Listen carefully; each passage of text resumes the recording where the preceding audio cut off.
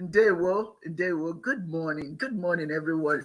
Everyone, I hope all is well with you. Okay, dear Dr. Wanyo Hosimere. I want to welcome you to Chiism Live, our internet talking space for the Global Faith Ministries of Chiism, a ministry of the Godian religion founded by Ahai K.O.K. Onyoha, our spiritual leader who is now our ancestor and guiding us where he purchased up high with Chineke and all of the ancestors. Thank you. Before we proceed, let me remind you again to please visit us on African Spirituality Chiism Live on YouTube, and follow us live on Chiism on Facebook page and Global Faith Ministries of Chiism Godianism on Facebook. Before we get started today, I would like to first of all welcome our dear Dibia Ochwaja, UD Onyoha. Ndewo. Kawo, ndewo. Ebolachi. Ife diare. Ifedinama. And of course, Ifedinama, it's up to you. It's up to you. Things are good because you say it's good. If you say it's not good, it's not good. Yes. You know, it's nobody's responsibility to make the day good for you. It's true. Because everybody has different interpretation of what life is about. If I step out there now and say, oh, it's so warm, you on the other hand may say it's so cold, so life depends on your own interpretation. Absolutely. And that's the way I see today. I'd like to welcome our dear friends, Akimi Bro. Yes, indeed. Yes. Welcome, my darling. Ukunda Charles, as always. Yes, sir. And I want to welcome Nos Ferratu. Welcome. And my new friend, and it's such a pleasure to know her. And that is Akachi Asubike. Welcome, darling. Welcome, everyone. And let us welcome Chiedozie Okoro Dibia. Okay, he's trying to get his stuff together. Yeah. That's all right. He's oblivious that he's all right. This is going to be very good. I felt like this is a Namdi. Welcome, Namdi. Welcome. And day one to you. Ndo, a word, long life to you. That is what we hope for you. I am excited about today because you know why, UD? Why? Because I'm here. Yeah. Because I'm here. Every day above ground is a good day. I see this day, but here I am, Chineke. Yes. I can stay all day and complain about what I don't have, but the greatest thing I have, and that goes for you too, is this thing called life. You take a moment and inhale and exhale. That's why, because Chineke is there, that's why you can breathe. As a matter of fact, this morning, as I was getting ready for the show, I was just kind of saying to myself, God, how tough, certain things are and all that. And then I suddenly took a step back. I said, wait a minute, I'm alive. I could breathe. I'm gainfully employed.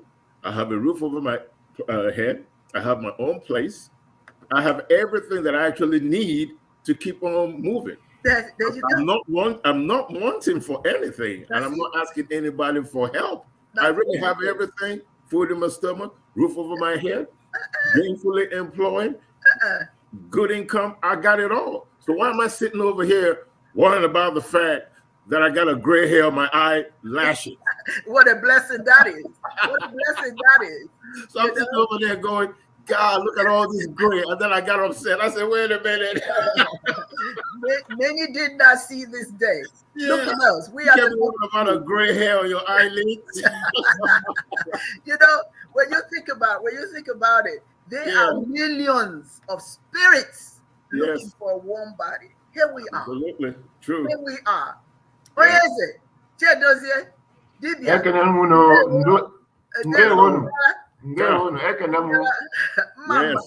Yes. Mama, ndo. Mama. Ndo. What a blessing. Oh, yeah. Yes. You say. Oh, my goodness. So, as is traditional, before we get started, we have to welcome the spirit energy, which is already here, but we just want to let Chineke know that we recognize the presence of the Holy Spirit around us today. And of course, we want to honor and welcome our ancestors, Ndichie. And so we're going to have Yudi, Dibia Otraja Yudi, break the kola nut and explain to our audience, for those who don't know, the significance of the kola nut. Yeah. Ndị be anyị mma mmanụwo ka nha bọzọtọ ka m bless your jet. So I'm going to stand up, and so that I hope everybody can see me. This is a kola nut. It is said that the most important tree that God created is a kola nut tree. So the kola nut itself is a very, very important fruit. We use this to create a bond between brothers, between siblings, between communities. When you have strife in your family, when you have strife in the community, eating the kola nut together creates a bond that is supposed not to be ever broken. When you visit somebody in their house, the first thing that they will do is to offer you a kola nut and offer you chalk. You take the paste, you put it on your palm, or back of your hand, or on your face, whatever it is that you want to put it. In Igbo Chaism tradition, it's called imenta, geme imo, which means that as long as your visitor is in your presence, under your roof, they're protected, and you're willing to give up your life to protect them. No harm will ever come to them as long as they're in your house or in your presence. Now, if you don't offer them a kola nut and you don't offer them a chalk, then it means that you don't guarantee their safety. So it is very important that when you visit somebody, or when somebody visits you actually, that you offer kola nut. It shows a bond. It shows that they're under your protection and that no harm will ever come to them. I'm not going to go into all the intricacies of the kola nut, but just understand that spiritually speaking, this is the most important fruit in our Chaism cultural tradition. Ndị be anyị, ọjị abịanụ. Asị na onye wetara ọjị nọ ndụ bụ ife o gwụsara. Anyị na-ekele Chineke, na-ekele ndị ichie, na mma niile dị na ndụ anyị, ihe ọma niile dị na ndụ anyị. Ọnwa anyị gbọsara n'ụtụtụ a, ọ mma bụ ife anyị hara afọ. Ọ kparịghị akpa anyị. Ife ha gara ya ọgụ nzọ, ife ọbụla metụrụ aka ọ ha gara ya ọgụ nzọ. Ebeberu ugeberu nke si ibe ebela, nku ga-akwa ya. Live and let live. Ọmụmụ bụ nke anyị, arụsi ike bụ nke anyị, ogologo ndụ bụ nke anyị, ife ahụ eji zụ ụmụ bụ nke anyị, ọlụghị Chineke si, ọlụghị ndị nna nna anyị si. Our ancestors and Chineke, they've agreed that ọnwa bụkwa ife mma bụ ife ahụ afụ taa. Onweghị ife akpatara aka adịghị agara anyị. Whatever we lay our hands on, whatever dreams that we have, it will go according to the way that we planned it. Mama bụ nke anyị, arụsi ike ọkwa nke anyị, ogologo ndụ bụ nke anyị, ife ahụ eji ụzọ ụmụ bụ nke anyị.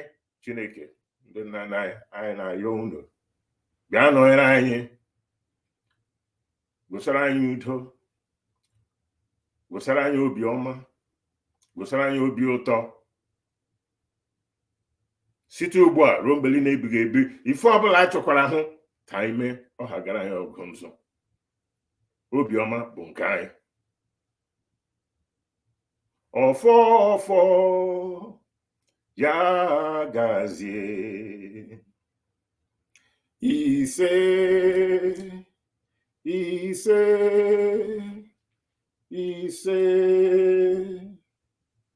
ọfọ ya gazie. Ise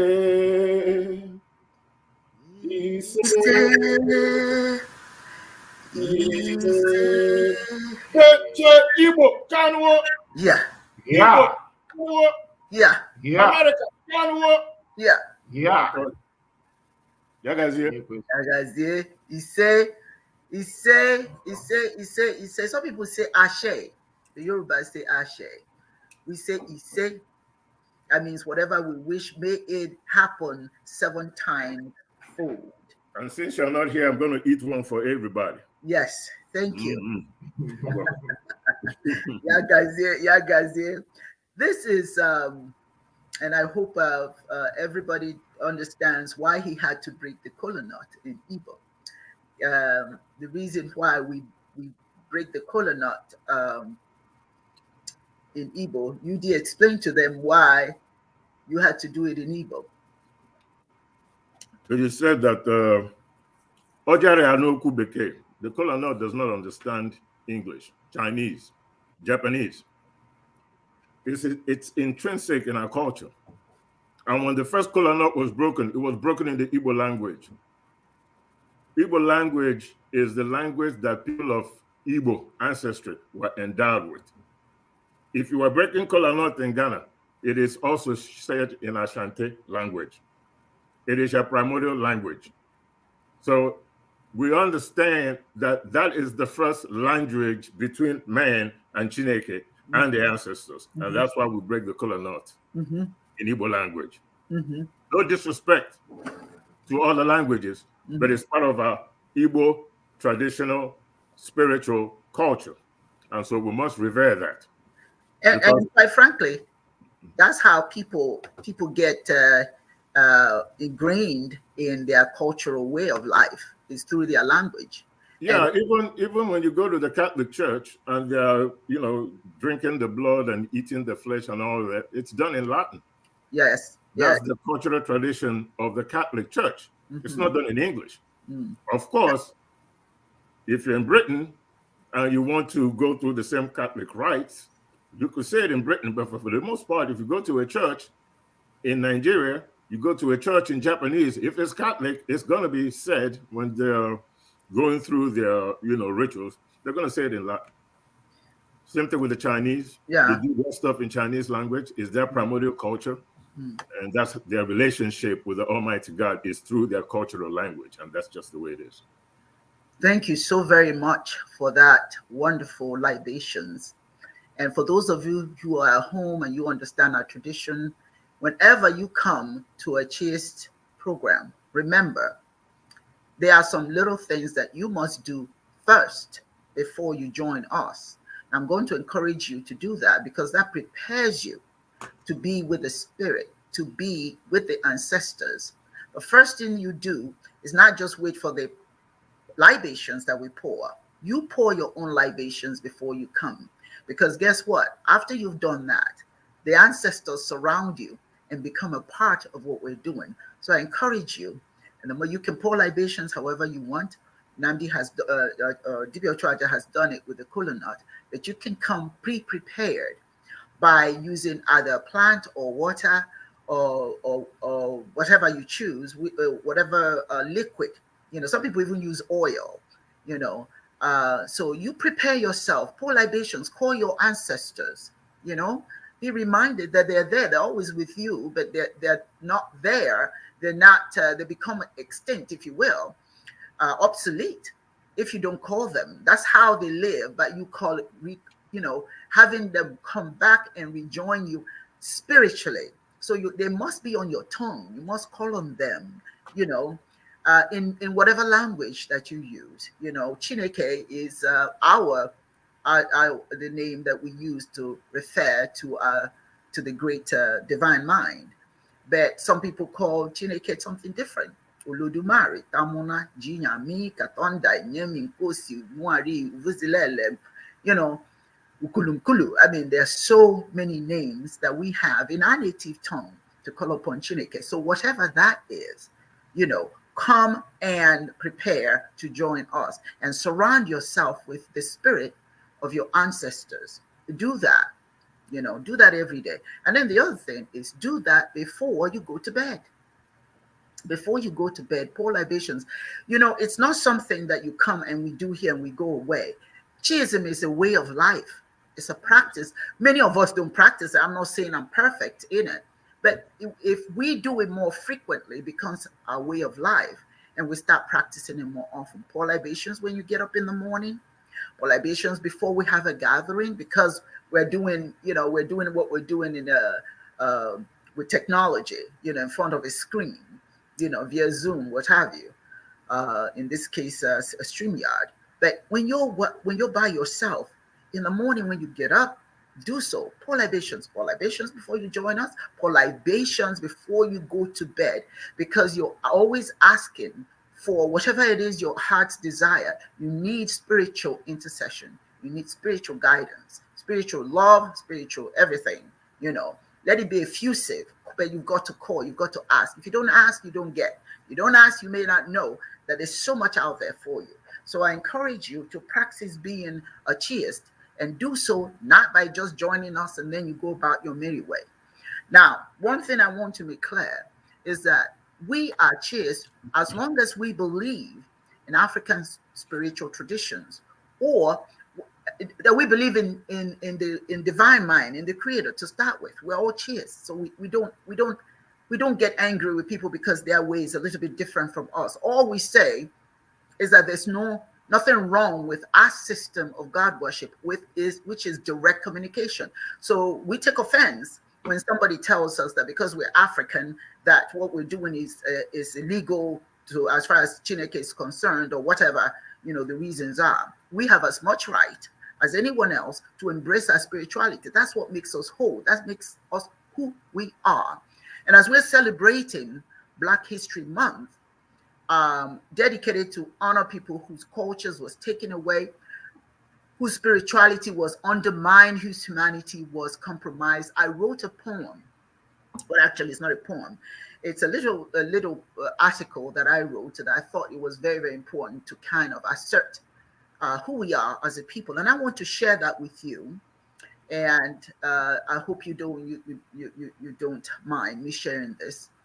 It's on my Facebook page. I wrote it a year ago, and my young, illustrious, if I will, nephew, Emeka Onyoha, reminded me of what I had written, and I thank him for that. Black History Month is dedicated to those whose labor was used to build a nation, whose ingenuity and creativity manifested in technology, in science, philosophy, music, astronomy, math, fashion, education, politics, law, dance, and the list goes on and on, what we have given to humanity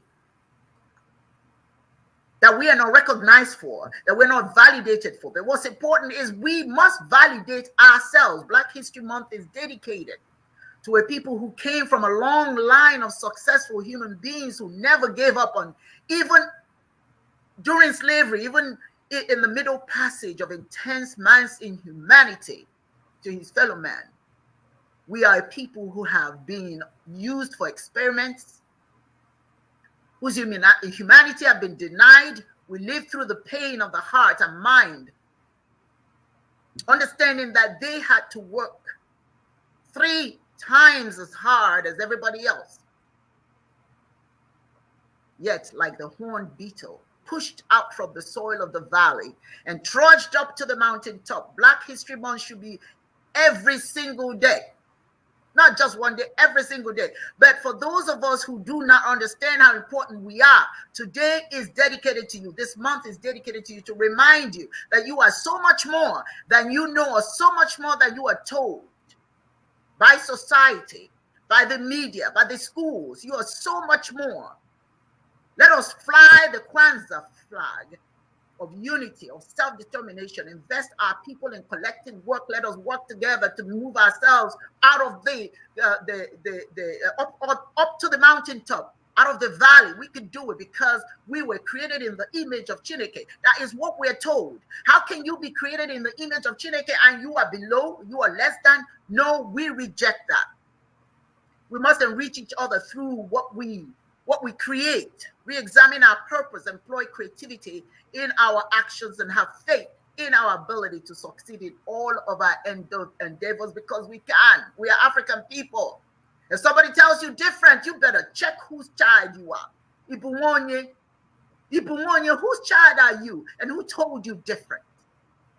It isn't what people call you that's a problem, it's what you accept. In the recesses of our minds, let us reenact our glorious past achievements into the present and continue to remind the world that we are paragons of survival and greatness. Black History Month is every single day because we are history personified. This is dedicated to all of you who know. And if you don't know, now you do. Day one. And so it is. You say? You see? That's powerful stuff right there. You see? Now, I have a question for both of you as we continue this conversation today about the structures, religious structures in Africa, our role in creating them, and why they are important. This is the part 2. Why are they important? Why is it important? I was, every young person I see, I almost want to just hug them and say, oh, you are so great. Look at what belongs to you. Look at what your ancestors did. Now, this question is for you, D. Why is it critical as we are making this commitment to our community? Why is it so important? Or maybe I should phrase it this way. How do religious structures impact nation formation? What influence those religious structures have in nation formation and creation? Speak to us. Oh, that's a deep one, and very, very important, subject to talk about. A people's history, from a primordial point of view, is codified in their spiritual culture. That's usually what you talk about first, before you talk about inventions, before you talk about the evolution of a people. Science, civic laws, philosophies, societal norms, and what have you. It is the spiritual culture that normally supersedes everything else.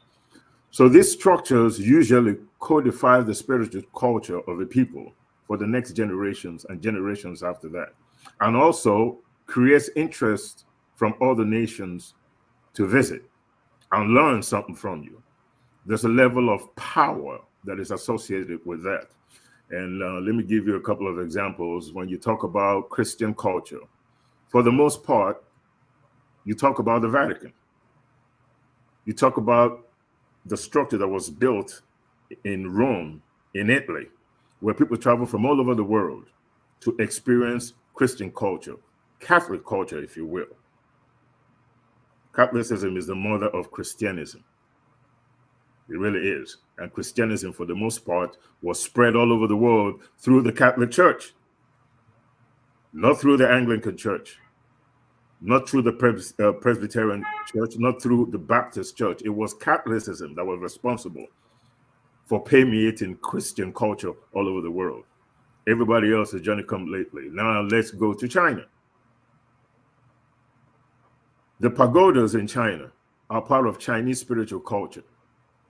Those buildings that you see with the funny looking roof and all that, the Great Wall of China, that is more about their military history. All these structures are codified so that the rest of the world would know that China, at some point in time, depending on what part or what time in history you're talking about, was a major player in the World Committee and had something to offer to the rest of the world as food for thought.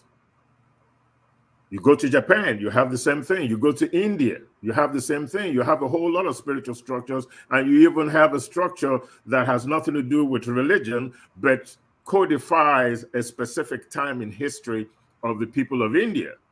For example, the Taj Mahal. You go to Egypt, the same thing. The Sphinx, the pyramids. This codifies the history of the people and shows the contributions that they made to civilized behavior. Go to South America and experience the Mayan temples. It is codified in the history of the people so that the world will know that they contributed something to civilized behavior. Whether it's comparative to Western civilization or not, it's neither here or there, because civilization has a funny attribute. It's only relevant depending on when, at one point in time.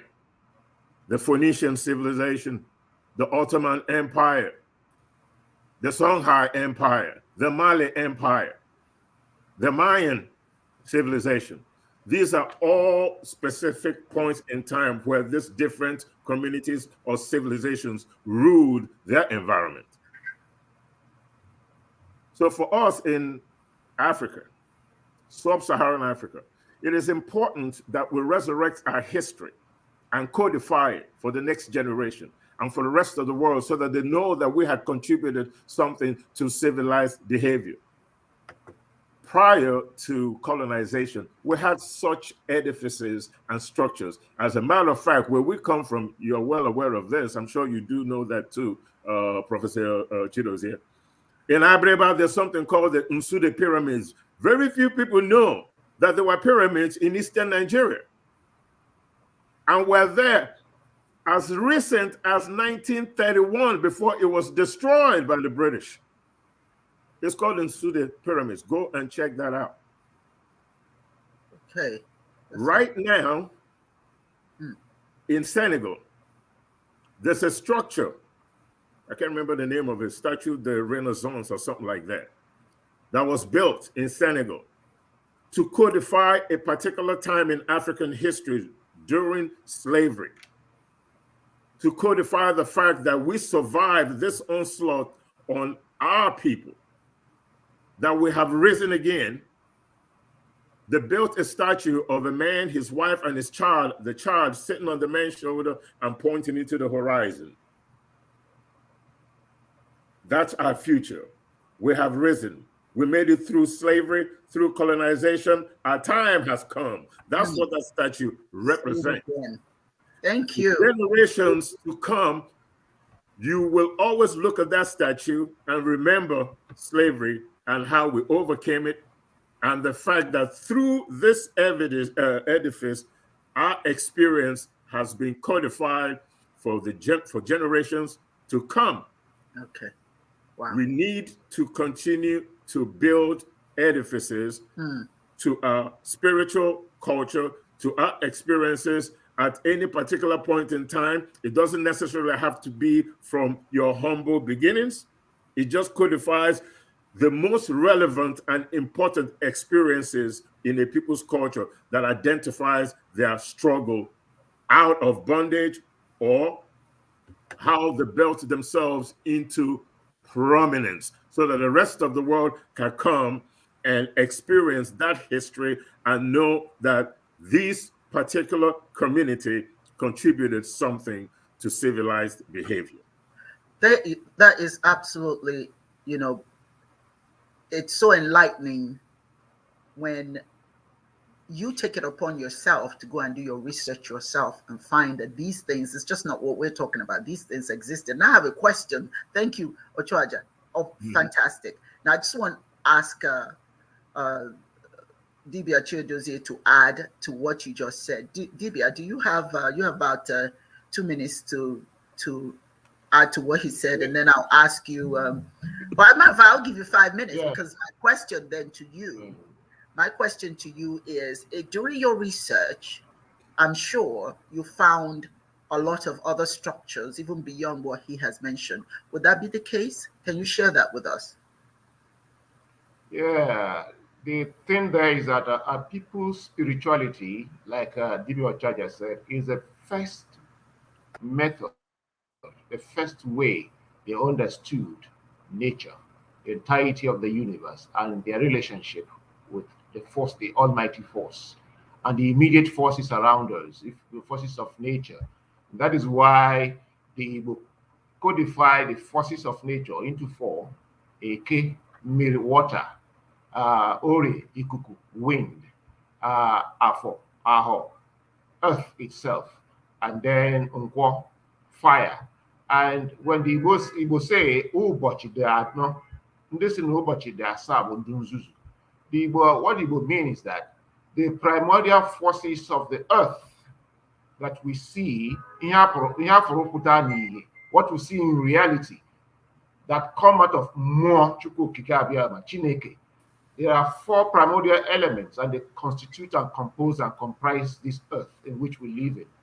That is how the Igbos understood the basis of spirituality. And the Igbo went ahead to say, these 4 that are visible in reality, their inner core is governed by 3 principles: Eke, Abu, and Chi. Now, so spirituality in the first instance provides a foundation for people to stand on, to look into the world and project.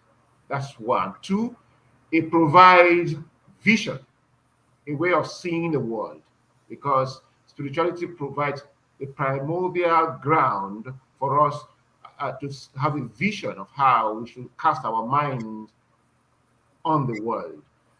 And then that's the second thing it does. The third thing it does is that it provides a binding force amongst the people, so that the spirituality of the people determines their philosophical system, education system, political system, social structure, economics, name them.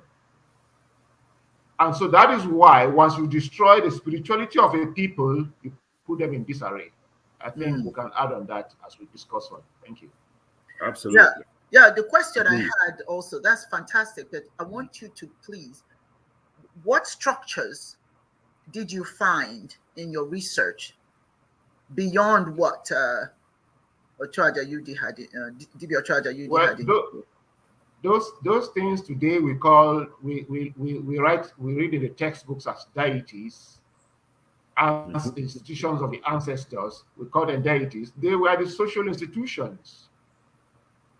Dibia was an institution, and they had Dibia, okay, from Amadaha to Allah, Ani, to Ikenga, to all these deities and the structures of the ancestors. Mon, Egungun. Then you talk about other structures like, why are these things running off my head just now that I need them? different. So all these things that today we read as if they are deities, they provided institutions that constituted the background and backgrounders for social organization and integration. And that is why from the home you are initiated. You must go through initiatory rites.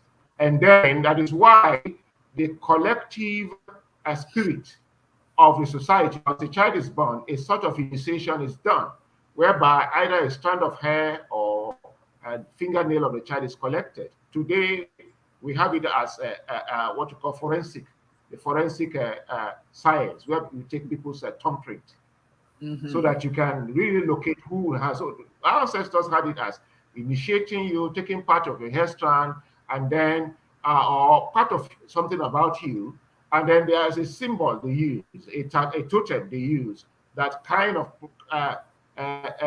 provides security, protection. And so once you are not, it does not recognize your aura or your smell, it knows you are a foreigner. And it begins to monitor that individual. And so, and in each of these institutions that you talk about, Amatio, Haikenga, and so on and so forth, you have what we call the laws that are read out. And these laws, you find that they are the same. And once you are initiated, you are made to take active oath. And that active oath is tied on the thing. You commit yourself. And so that's how they regulated themselves. And so when you run through all those social institutions, whether it is for the ancestries, on the male side, on the female side, they are all interconnected. And that is how, in your mind, that spirituality that builds communalism for us, whichever institution you go to, from family, the young family, nuclear family, extended family, and all relations were extended.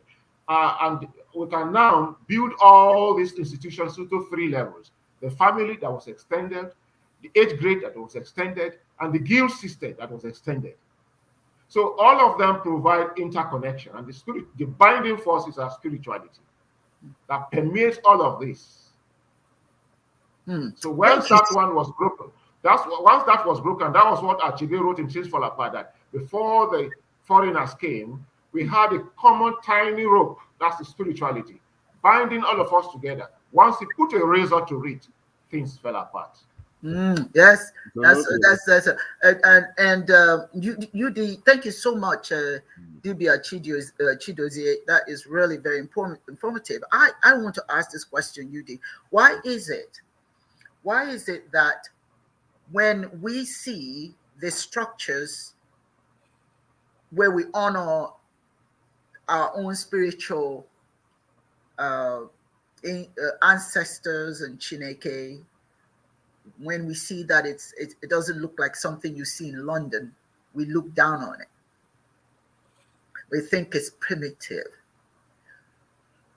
You know, and I want to, before you say anything, from what my father told us, because that wasn't a question that we didn't pose to him. Why do we have these little structures, huts? Everybody has big churches. And he says that the purpose of spiritual engagement is not for you to necessarily have a grand building. What's important is your intent and what's in it. The space that you create to have a connection with Chineke and the ancestors is to give you environmental tranquility and psychological focusing, because you cannot have distraction as you're trying to make that connection. And so these little spaces serve that purpose. They don't need to be grand. It's just a space where you are supposed to make that connection. But our people, when they see the African religious structures are not grand compared to European structures, we look down on them. Yudi, what are your thoughts on that? Well, as I would say, the most important prayer that is said is the one that is said privately between you and your chi, not the one that is said in a cathedral, a big mosque, or an enlarged palm raffia shrine. Most important is the one that is personal, communication between you and your chi. That's what's important when it comes to African spirituality. And our societies was built with this understanding. Now, I have to confess, as beautiful as these edifices look and all that, it's really a bastardization of spiritual or religious tranquility. That's really what it is, because the purpose of building these edifices is not to enjoin people with the Almighty Creator, but rather a way of bringing people together, either through a policy of blood and iron or voluntary cohesion, to adhere to a particular religious or spiritual way of doing business for one thing and one thing only: control and power. It's funny that when you look at the Catholic history, you will hear, during the First Crusade, I think it was in 1091, First Crusade was to Jerusalem, and the Second Crusade was against France in 1290-something AD. The First Crusade was the Catholic Church sending criminals, all kinds of people, giving them pardons, regardless of what their crime was, to go and fight for God. As if the God that you pray to is so weak that God can't fight for himself or herself. There goes the kind of crazy stuff right there, where God is almighty, all creation, can see this, can see that, can do this, can walk on water, can feed 5,000 people with a loaf of bread, Jonah surviving in the stomach of a whale, all this nice, hocus pocus type thing, which, by the way, most religions have the hocus pocus, because without it, then how do you show that God is beyond humanity, right? To show the power of God, there got to be some kind of hocus pocus, magical interaction between the spirits and the human beings so that they are elevated beyond you. So when you say walking on water, it's such magical stuff. But how do you say all that stuff and then turn around and then say, only if I preach my magic, that's what's relevant. If a black man was to walk on water, now it's some voodoo stuff. But if a Christian walked on water, it comes from God. The idea behind a lot of these structures and edifices that you see is, number one, to control you, to bring you into their fold so that they could get their hands on both the human resources and also economic resources to empower themselves. Some people, for the most part, I don't know if you guys are aware of it. I'm sure you are. You're very learned, so you must have come across this. There was a pope that owned a bishop that had a lot of bishoprics back in the 11th century. And this bishop was so rich that he fell sick. And when he fell sick and passed away, he willed all his property to his wife and his children. The Pope was upset about that. Got rid of his children, got rid of his wife, took all his property, and then wrote a papal bull that from then on, no bishops or priests can marry anymore. And today, most people think that the reason why priests don't marry is because Jesus Christ didn't marry. But the reason why priests don't marry is because the church wants their property. And the reason why I'm bringing this up is just for people to understand that a lot of these edifices that you see, particularly in Abrahamic religion, is designed to mesmerize you. It's designed to build themselves up above every other primordial target that they're going after. And it happened to Africans. Yeah. They built all these great structures. You didn't have none because, spiritually speaking, your culture, your spirituality was a private thing. So you didn't see the need to build edifices to impress upon anybody for reasons of economic control. And in Africa, very true, Divya Charger. In Africa back then, you, the mom and dad, were responsible for the spiritual knowledge of your children. Yes. You had your own shrine in your house or outside where they gathered, and you, mom and dad, you guys taught your children what they have to know. Chiadozie, what would you want to add to what Divya Charger Yudi has said? Yeah, we're talking about people's spirituality and how it shapes their religious outlook. Yeah, we didn't see God as a being. This question of seeing God as a being sitting up there in heaven is foreign. Yeah. We understood God to be in everything. That's why our worldview is essentially that of vitalism and pantheism. Vitalism is that the great Chineke is a spirit, and it's the ubiquitous spirit. As the ubiquitous spirit, it engendered the physical world. So the physical world is like the body, and then it doesn't live outside its body, it lives inside its body. So the spirit of Chineke permeates every physical thing. And so what we relate with in our spirituality is not the stone, but the more of the stone. It's not the mirror, but the more the spirit in the mirror. And so by that, we didn't see the need to begin to build edifices, to consult God in a man-made edifices like churches, temples, and so on and so forth. And then even at the shrines that we created, they were not places of worship; they were places of consultations where people were trained, initiated, and then go to consult when you have problems. And so for us, we believe to communicate with God direct. And how do we do that? A very large, extraordinary tree. There's abundance of force, God's force there, and where there's a stream flowing, abundance of nature. So that's where we create our shrines. That's where we create places of consultation, or where we gather to worship, so that we can communicate directly with the Spirit of God, not in places built with the human hands.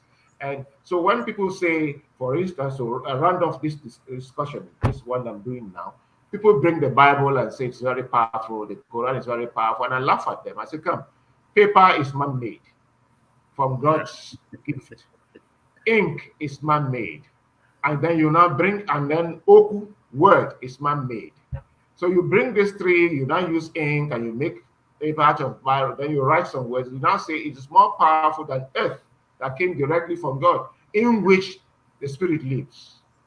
It is more powerful than the four elements that are direct incarnations of God, manifestations of God, and in which he lives and sustains.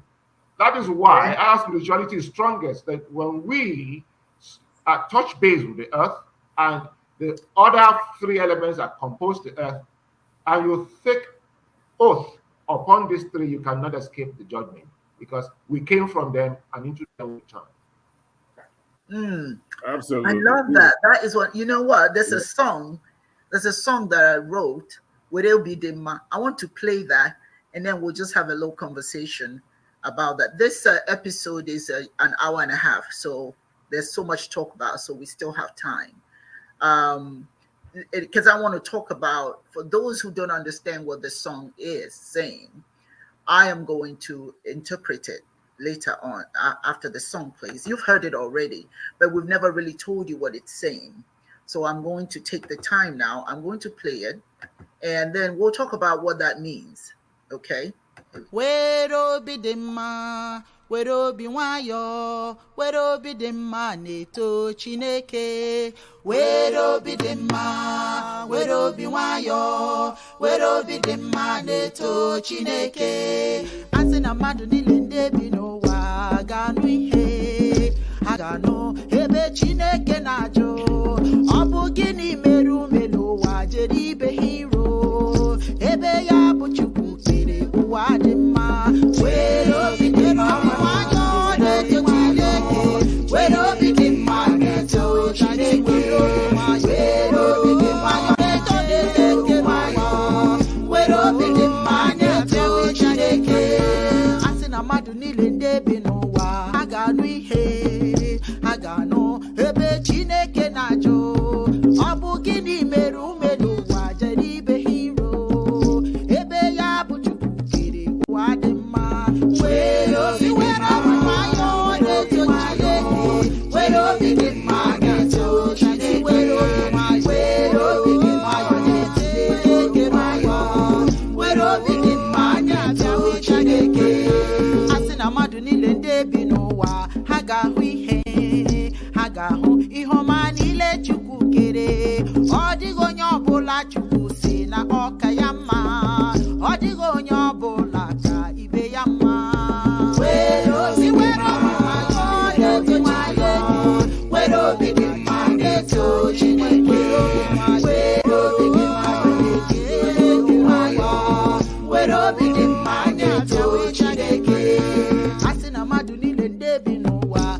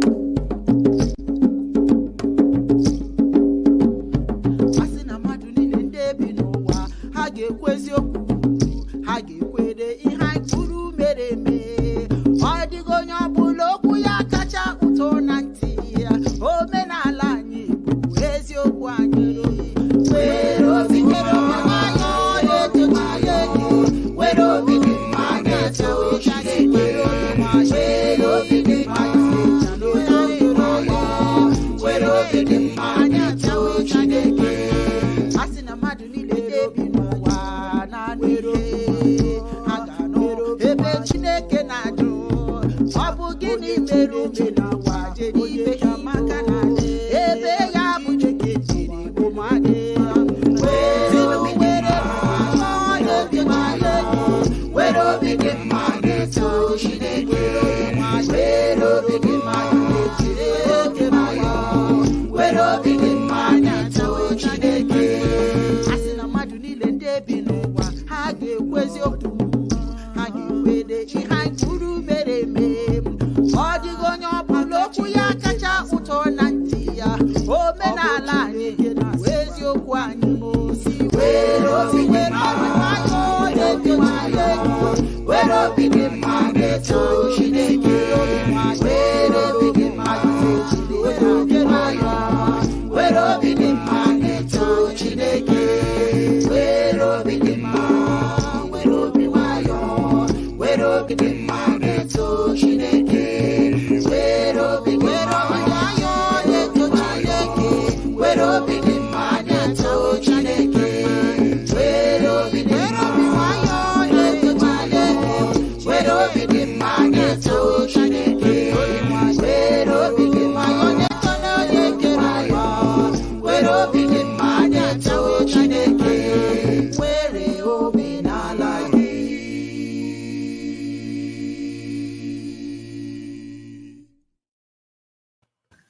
Were obi dị mma. You're still dancing. It's I'm over now. I'm like, what? Were obi dị mma. Yes. Were obi dị mma. Yes. You know that it's if you're going to relate to your fellow man, if you're going to work with your community, with your family, if you're going to praise Chineke, be kind. Be kind. There's no reason for the arguments and the fighting. There's no need to isolate any group and make them feel badly and tell them that the way that they understand best to go to Chineke is wrong. That is wrong. Mm-hmm. And it's saying, Werobidima, if everybody can just listen, they will hear Chineke saying, why are you fighting your fellow man when I created this beautiful word for all of you to enjoy? What is the argument about? We don't all have to do the same thing the same way. I gave you diversity. There's a reason for that. Embrace that. If everybody will just listen, if you just look around, you see all the goodness in this world created for your own good. Everybody's beautiful in their way. Everything that Chineke created is beautiful. There's no one person, no one group that the Creator said is better. And when you think about it, my brothers and sisters, you better understand we're just but a speck in the whole scheme of things, in the whole universe. There are other things we don't even know. Maybe other life we don't even know. Maybe even grander and greater than we are. But somehow we have decided we own Chineke. We own divine mind. It's ours. I'm going to tell you how you're going to go to divine mind. Like you, what? Huh? Come on. We all have diversity because it was initiated by the Most High who brought us here, who made us here. That diversity is beautiful. There's nobody, the song says, the third stanza, it says nobody's words or songs or knowledge is much better than another's. And then it says, we're all men aligning. Use your tradition, your culture to express your love to the Creator, for the Creator. It's a simple song, and of course it sounds grander when you got all that drumming in life, real life church. Oh my God, it's just grand. But we have all these different structures that's a reason for it. It's beautiful. Go to someone else's church, go and dance, go praise Chineke. But don't ever own Chineke. Don't ever make Chineke yours to the point that nobody else matters. You push people away. You beat up on people. I want to tell you this little joke, and then I have a question for Choaja Yudi. This old man went to the church, and he's begging to go into this church where the structure is so grand. And he just felt that the little church that he goes to can't be good enough. He's got to go to that big fancy one. After all, everybody who's driving up there is driving up in a Mercedes or whatever fancy car. And they're all dressed beautifully. So how come I don't belong in there? So he did the best he could, wore what he could, and went to the door, and they told him he couldn't come in. Why? He said, you look dirty, you don't belong here. So he sits down and starts to cry. And then Chineke looks down and comes down and sits next to him and says, my son, why do you cry? He says, I'm trying to find you. I want to come and find you because they got everything. It seems like that's where you are. And Chineke looks at him and just shook his head and said, boy, let me tell you something. I've been trying to get in there my own self. So Chineke is everywhere. Don't get confused with all the glamour. Anywhere you are, you can find Chineke. So I just want both of you to comment on that song. Go ahead. Okay.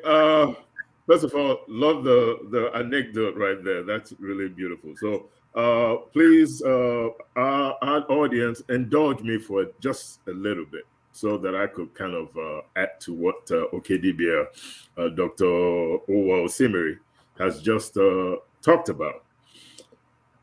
Diversity is divine. Now, what do I mean by that? There is no standard for creation. There are so many different kinds of felines.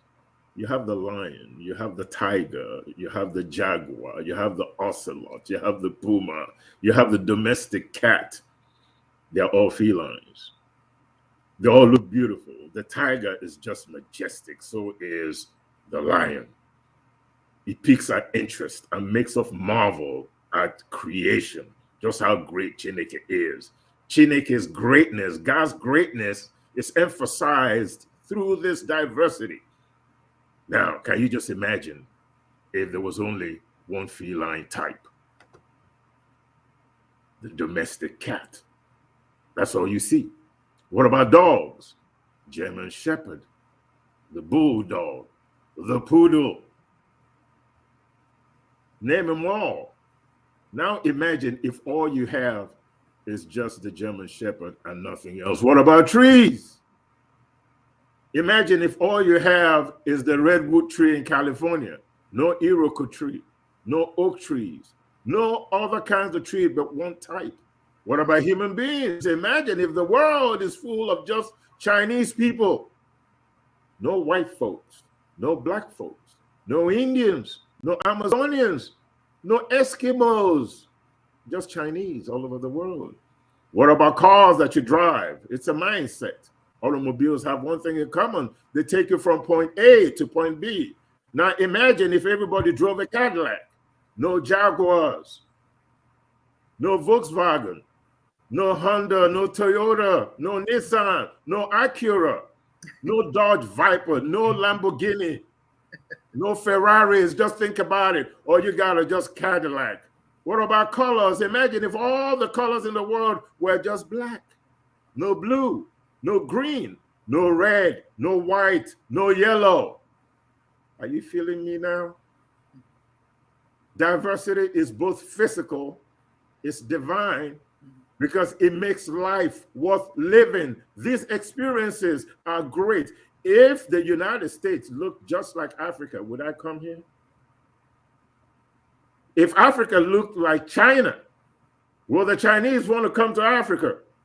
We go to different places to experience different things. We have to accept diversity as divine because it makes life worth living. This is the way the Almighty Creator, Chineke, Tamuna, Yahweh, Allah, Uvuzilele, Nkulu, Jiami, God in many languages made it that way so that life is worth living. And before I move, hand this off to somebody else, maybe Chidozie Okoro, I just want to read something to the audience so that you could kind of get my drift and understand where I'm coming from. This is Chiism, the Creed of Godianism. And I'm going to read it.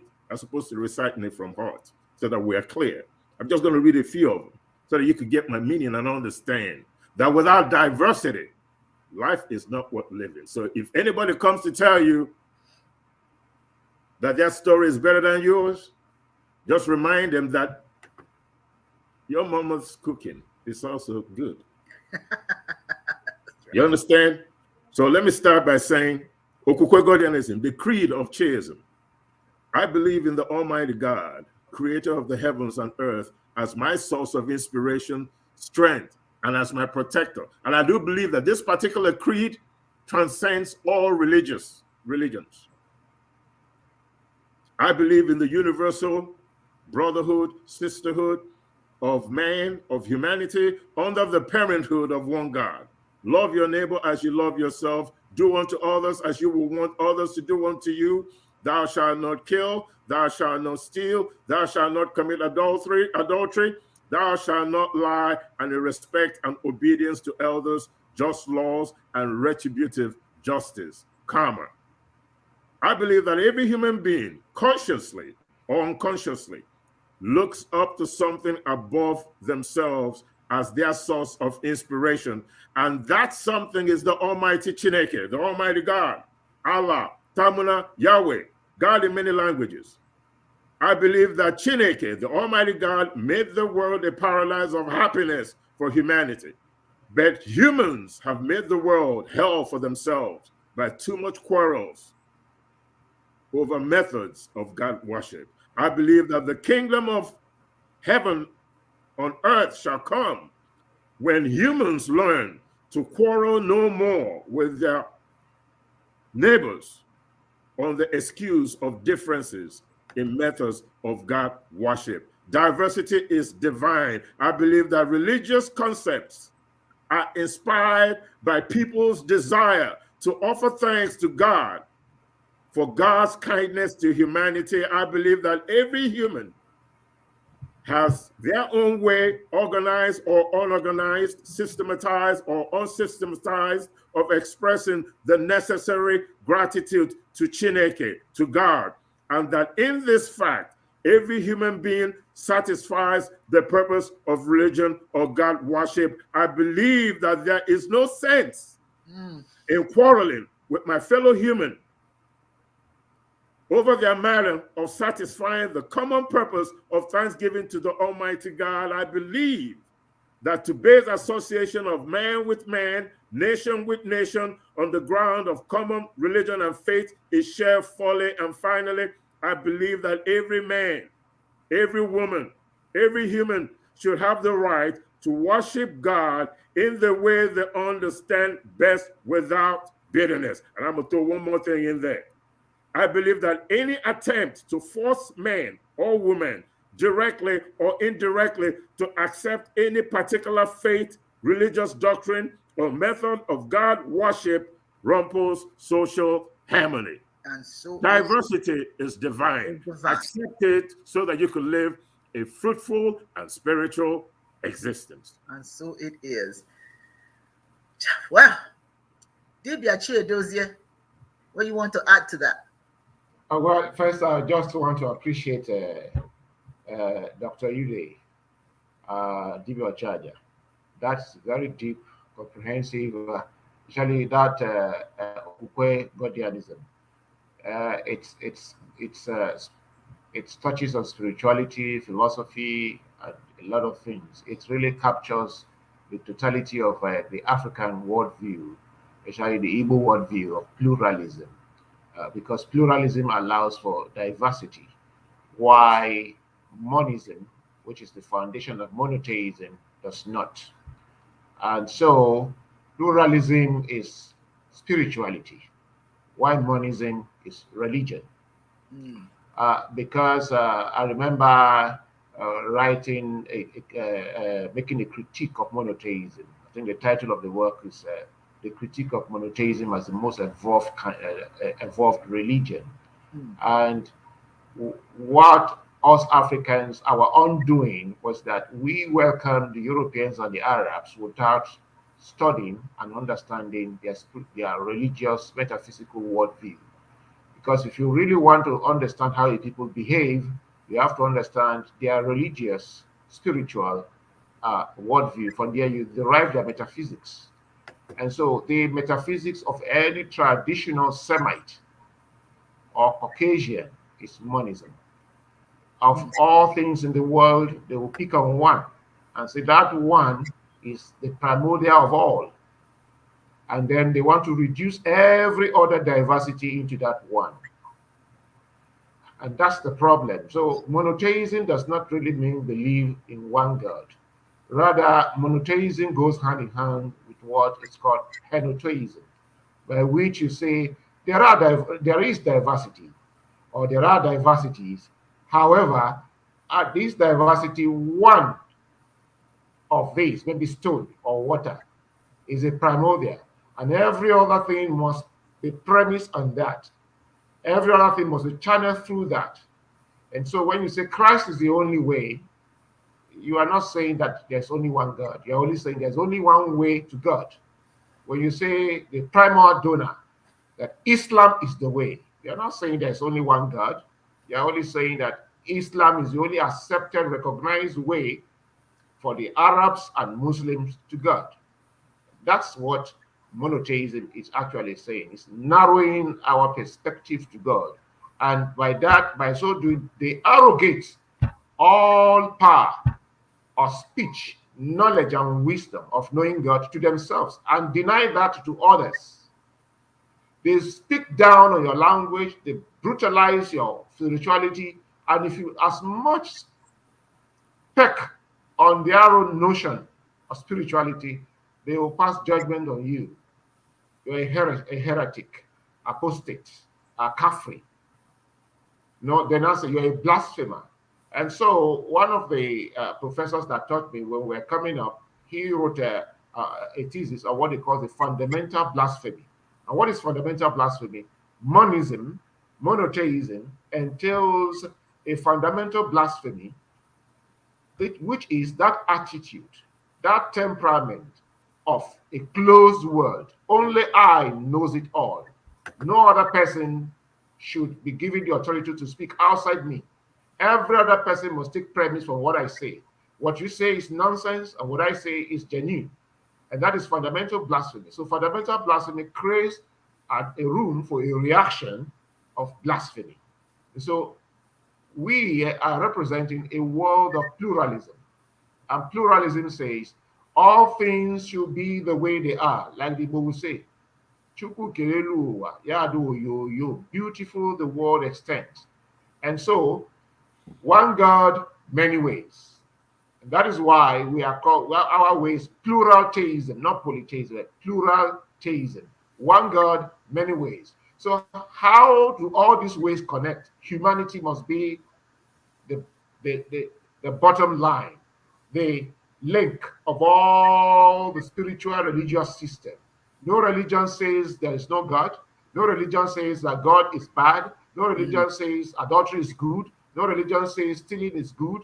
All the 10 commandments were there in the admonition and the marks as justice. It was there in Igbo. It was from what I read the other time, that was last week. The missionaries knew that we were very holy people.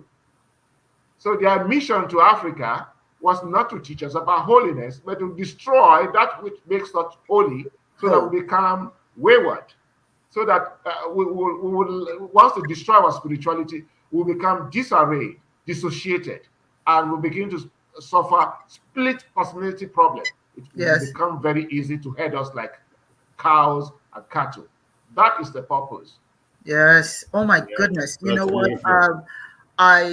When I was in Nigeria, I visited with the family, and it's still going on. I was hoping that it has lessened a bit, but we still have people walking around early in the morning, making noise, screaming, and carrying on, and telling everybody else to repent. I say repentance must stop with you. You are bothering people. People I gotta get some sleep. You know, what kind of nonsense is that? You know, and somebody says, Kalfani says, disconnected from the. That's right. We're so disconnected from our roots, and we have to understand. Some people get offended, and I've got to say this. One particular lady got very offended that we don't believe in Jesus and all that kind of stuff, and just what's going on and on and on. You know, sometimes you don't listen to the noise of the world. You just say what needs to be said, and then Some people, there's a there's an African proverb that says, "Ibiribe tabameka nkebo hugahikwari."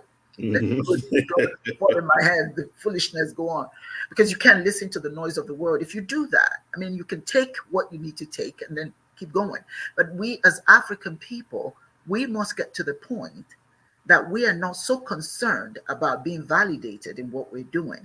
You know, if you choose to believe whatever you want to believe, you know, just ask yourself, how is what you're believing, beyond the fact you hope to die and go to heaven, beyond that, what exactly is it doing to your community? When you step out of the house, all that praising you do, what is happening to your community? Are people getting better off? Are children able to pay for schools? There are some schools that our kids can't even attend because they can't, you know, because those churches build these exceptional schools and our children can't afford to go there. You know, so we as African people, stop waiting to be validated by others. Validate yourself. Information is everywhere that tells you that what we're talking about is true. We're not fabricating anything. We're not initiating anything. And anybody who does not appreciate themselves, you know, you cannot talk about what people are doing to you when you allow it to be done. I say it all the time, and it's common saying anyway. Wherever your behind finds itself, your mind put you there. If people convince you that you're less than, you're going to act accordingly. You're always going to be less than. You're always going to put yourself last. You know, always going to appreciate yourself. And at the same time, you're not going to appreciate your own children. You're not going to appreciate what your children will become. You want your children to become as Europeanized as possible. You don't want your children to be associated with who they are. Heck, you're not practicing it. If you're not practicing it, why should they? Children look and appreciate what they see. If we as African people don't begin to validate ourselves and appreciate our things, our children will never do that. It doesn't happen miraculously. It does not. They see what we do and they follow. Monkey see, monkey do. That's what it did. You know what I'm saying? It's true. That's true. You know, it's not going to happen. And someone else said, you know, look at these schools here. We talked about it last time. They're burning books. They're burning books about us. Now, what are our children learning at these schools then? If there are no books for them to read that reflect who they are from the mind of one of them, of their ancestors, what exactly are they learning? No, let me ask you that question. What are our children learning? They are learning how to be glorified servants in someone else's culture. That's all they are. It is not, for those of you who are mad at me because I say what I say, I'm not saying it to upset you. I'm saying it to remind you. There's a difference. I'm saying what I say to remind you. You know, when you make a soup, what is it? I don't know, Eugene, maybe it was you who said one time. I said, no febe, ogiri febe, right?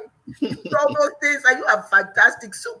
But if you take soup, you say, I'm going to make soup, and the only thing you have is water. Is that soup? Nope. That's no soup. So humanity is diverse and wonderful, and you are a part of it. And that's what's important. We are not advocating that we disrespect other humanity. That is not. We just, I said it last time, you cannot eat with the elders if you're not ready, if you don't wash your hands. The elders will say, go sit down. Go to the table of those who don't know, of the young ones. But when you've done what you're supposed to do, then the world will look at you. When you step forward and say, okay, here I am. I got something to offer. The world will welcome you. We tend to, and I'm going to be honest with you, we have a tendency of saying, oh, they don't let us. They who? Who doesn't let you? It's nobody's responsibility to let you into anything. Power is not given. Power is taken. And I'm not saying take it by force. I'm not saying take it by violence. I'm saying take it because it's there for the taking. Assertion, embracing, acknowledging, all those are power. If you give it away to somebody else, they'll give you the same thing you got, and you think, oh, you got something new. But it's the same thing you already have. The same thing you already have. So I just want to just make that comment. I don't know if this lady who got all bent out of shape will hear what I'm saying. I just want her to know. I say what I say. I am a Nigerian woman. I was born in Nkuru. Nkuru is a small inlet in Ohafia local government. And I have learned that, you know, UG, you have to admit, at one time I didn't like the name Nkuru. I didn't want to say Nkuru. What is that? It sounded so crazy, right? It wasn't a beautiful name as far as I said, oh, where are you from? I'm Monye Nkuru. Oh, they look at you like, oh, what is that? Okay. So then I started to not say, oh, I'm from Ohafia local government. Ohafia sounded a little bit sweeter. Remember, I was younger then.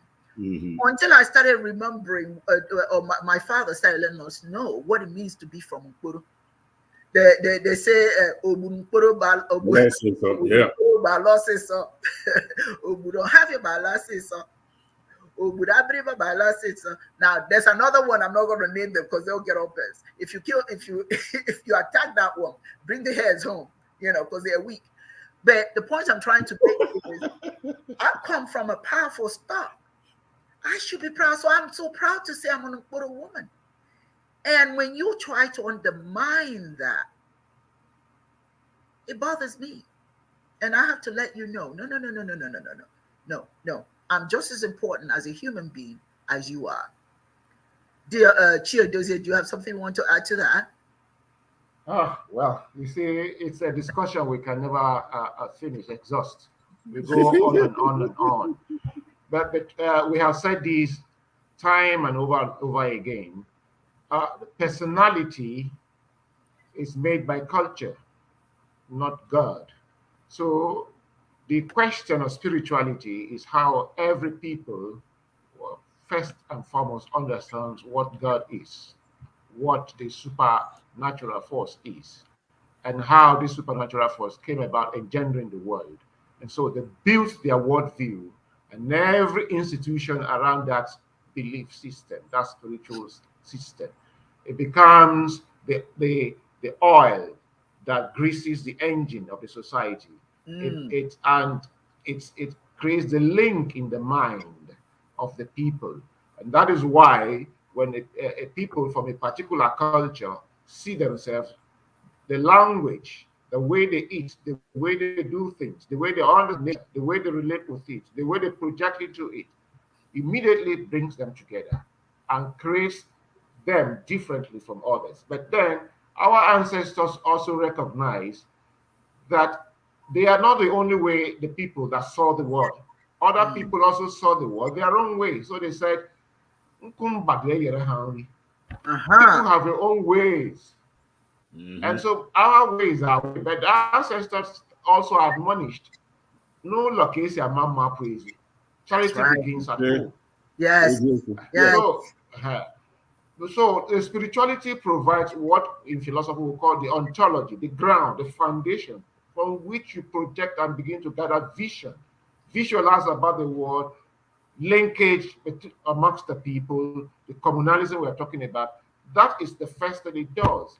Then once you destroy that, then when we project from home, we project outward. When we get outside, we encounter things we didn't see in our home.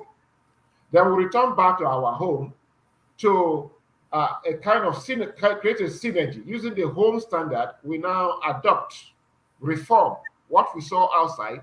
We repackage it to fit into our home standard. So our home standard begins to grow. So it becomes agogeto gelibe. That is pure dialectics. But what we are practicing in Africa is that we start our development from the order outside. Yes. Then we now come journeying homewards. When we journey homewards, we encounter ourselves as nobody. We now run back outside to go and resolve our problems. And we create greater problems. Our problems multiply, geometrically. And then we are never able to resolve our problems because dialectics says you must begin from self, project outward, and return to self. So two movements must be to self and one movement outside. But when we are making two movements outwards and only one movement outside, then we are not developing. That's why I said at the time, our tree is growing face downwards. The branches are to the ground and the roots are to the sky. And what that it means that it's only in Africa we start building from the roof, because we always start our discussions from outside. And as soon as we start anything in Africa, because that spiritual system has been cut off, there is no synergy. The first thing is that it won't work. That's right. Anything we touch, it won't work. That's the first thing. And then because we have been sent to different spiritual systems, education systems to study, when you assemble Africans to talk about how to build a bridge, some said to be defending Oxford standard, some said to be defending Harvard standard, some said to be defending Moscow, the Leningrad standard, and so on and so forth. So it becomes a case of too many cooks spoils the brood. So we are never able to muster force because we are not operating from our spirituality to create a connect amongst us in our minds. In our minds. Yeah. Now, you have 2 minutes to add to that. Yeah, I mean, just well said, Professor Chidos here. It said that a mind is a terrible thing to waste. And right now, our minds are wasted. We're having difficulty connecting with the rest of the world, or even understanding how the world works, because our minds have been colonized. We're enslaved here. The chains are off, but up here, we're enslaved. As the good professor was saying, all human systems are products of religion. That was your first connection with nature. Nature is God. The forces of nature, the rain, the land where that you grow the crops on, the fish you eat, the animals you eat, the air that you breathe. It is an understanding and realization that all these life-sustaining forces were not manufactured by man. You started to think that there's something greater than yourself, and that something is the Almighty God. There has to be something greater than you that created this life-sustaining forces that is keeping you alive. Religion became automatic in you, and it is through this religion that became automatic in you that religious laws were formed, which was the first attempt to govern human behavior so that you don't bastardize these life-sustaining forces that keep you alive. It is from there that you now establish relationships with your fellow human being so that your personal space is protected. Okay. Now, here's the funny thing. The 2 minutes is up. Yeah. Oh, okay. Well, this is very important. Just 1 minute. Religious philosophies are just there to help you walk through the mystery of God. Because the realization that you're not responsible for these life-sustaining forces is a mystery to all human beings, because you don't understand how this creation took place and how these things came into being. The only problem is that some of these religions now decided that they're going to empower themselves at their own expense. And through colonization, slavery, conquest, fighting for a God that is not powerful enough to fight for himself, according to them, Africa is the way it is right now, because these foreign religions and philosophies has come in to take what we primordially owned as our own spirituality, supplanted it with something else. Now we're running around in the desert waiting for rain. Well, that just about sums it up. I want to remind everybody who's joined us today that we're going to get better and better. We're going to go into all manners of discussion, but we're going to need you to join us by going to African Spiritualityism Live on YouTube. You can leave messages. There are so many things that you may want to know that we may not cover, but we are willing and prepared to share them with you. Join us there, and if you have not subscribed, please subscribe. African Spirituality Chiism Live on YouTube, and also follow us on Chiism Live on Facebook. You can leave messages there. We can have conversations. As a matter of fact, that's what we're doing here. This is when other people have lessons. You go to church for lessons on Sundays. This is where you get an opportunity to know as much as we can share with you. But you can ask questions that we can share here. So we take what you think to heart, and I think it's important. You can also go to Global Faith Ministries of Chiism and on Facebook, and have conversations there with us. I am so excited about seeing young people beginning to see, when we're not advocating, and I think that's imperative that we understand this. We're not advocating that any religion is bad. We're not. That is not what we're saying. What we're saying is, Ibuwonye, whose child are you? To whom do you belong? Ibuwonye. The reason why you have a last name is so that you can be identified as belonging to a particular family. Many of us have lost those names. Our father's name is Ejike. Now we're answering Thomas. Well, somehow Ejike is gone. We have severed, okay, in our quest to get to an imaginary place that somebody has taught us, we have severed that connection to our African roots. This is not a matter. Now, think about this, my brothers and sisters. In Igbo, we say, it's very important. People will not tell you what you need to know unless you ask what you need to know, or you actually go and seek knowledge about what you need to know. Nobody's going to give you anything. My fear is that as long as we do not look into ourselves, as Chiodezi said, everything has to come from within and then out. We can't be who we are when we're competing with each other. And that's the tragedy of the whole thing. We are competing with each other to outdo each other with someone else's culture. I said mama to a woman in Nigeria and she lost her mind. She wouldn't shake my hand. I reached out to her and I said, mama. Mama means, may you see nothing but goodness. She said, oh my God. To this day, I'm trying to understand what was so offensive about that. It was said in Igbo.